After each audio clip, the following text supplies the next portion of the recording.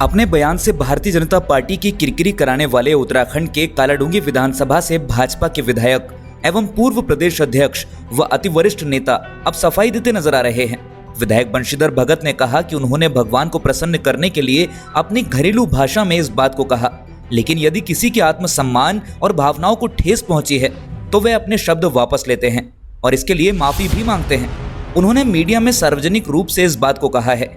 गौरतलब है कि अंतर्राष्ट्रीय बालिका दिवस के अवसर पर कालाडूंगी विधायक बंशीधर भगत द्वारा देवी देवताओं पर अमर्यादित बयान दिया गया था, जिस पर अब उन्होंने माफी मांगी है।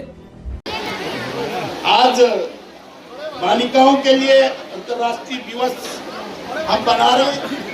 वैसे तो एक बात मैं बताऊं, अभी डॉक्टर साहब जी ने बहुत विस्तार से कहा और उन्होंने ये भी कहा बाद में कि लड़कों के लिए बाद में बताएंगे। अब लड़कों के लिए तो रोज ही सबने बाद में बताया, देवता ने तक वैसे किया, भगवान ने तक आपका पक्ष लिया है।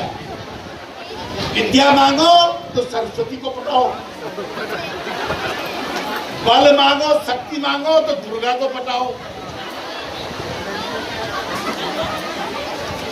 यानी दोनों को, महिलाओं को विद्या भी उनसे मांगो, बल भी उनसे मांगो और धन मांगो तो लक्ष्मी को बताओ।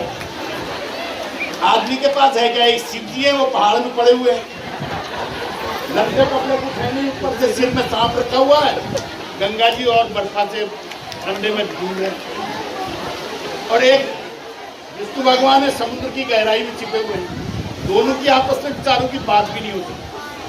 तो महिला सशक्तिकरण तो पर्वत पहाड़ पूर्व से ही भगवान ने करा। और आज नरेंद्र मोदी के नेतृत्व में मैं अपने सभी बच्चियों का भविष्य उज्जवल हो ये कामना करते हुए, विभाग से बहुत कुछ हो रहा है।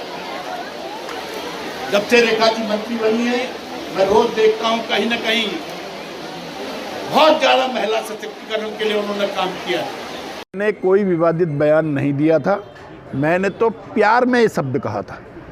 अब उस शब्द से किसी को पीड़ा पहुंची है, किसी को कष्ट हुआ है, तो मुझे कोई गुरेज नहीं, मैं उसको वापस ले लेता हूँ। जबकि देवी देवताओं के बारे में जितना हम खानदानी भगत हैं, हनुमान जी का घोर उपासक हूँ, देवी का घोर उपासक हूँ, महामृत्युंजय मंत्र रोज पढ़ता हूँ, सरस्वती की पूरी माला पढ़ता हूँ। तो मतलब ऐसा बोलने का तो कोई मतलब ही नहीं हुआ। हमारे यहाँ पटाना मतलब शब्द होता है खुश करना। तो अब वो शब्द किसी को खराब लग गया तो मैंने उसको वापस ले लिया। मैंने कह दिया कि भाई जो भी जिसको ये शब्द खराब लगा, मैंने उसको वापस करके उसके लिए खुशी का शब्द बोल दिया। कांग्रेस इस पे उंगली उठा रही है। कांग्रेस प्रेस कॉन्फ्रेंस करने के बाद भी कांग्रेस ने आप पर आरोप लगाया है कि आपने देवी देवताओं का अपमान किया है। अब मैं उनके बारे में क्या कहूँ, जिन्होंने तो कह दिया राम का कोई वजूद ही नहीं है। अब उसके बारे में मैं क्या कह सकता हूँ, और न मुझे इससे कुछ लेना देना। मैंने तो ये कहा कि अगर किसी को पीड़ा पहुँची है तो उसको मैंने वापस ले लिया। विपक्ष एक आरोप लगा था कि भगत जी बोलते बोलते कई बार अपनी भाषा में संयम नहीं रख पाते और जल्दबाजी में या अति महत्वाकांक्षा के चलते कहीं ना कहीं ये शब्द उनके निकल जाते हैं। मैं आवश्यक शब्दों को बोलता हूँ, उसका अर्थ गलत लगाते हैं लोग। मैंने कभी गलत शब्द नहीं कहा। मैंने जब भी बोला नाप तोल के बोला, लेकिन उसका अर्थ गलत लगाया। आज की तारीख में मैं ये कह सकता हूँ जो कल घटना हुई है, बहुत स्पष्ट मैं कहना चाहता हूँ कि किसी को अगर उससे कष्ट हुआ तो उसको हम वापस ले रहे हैं।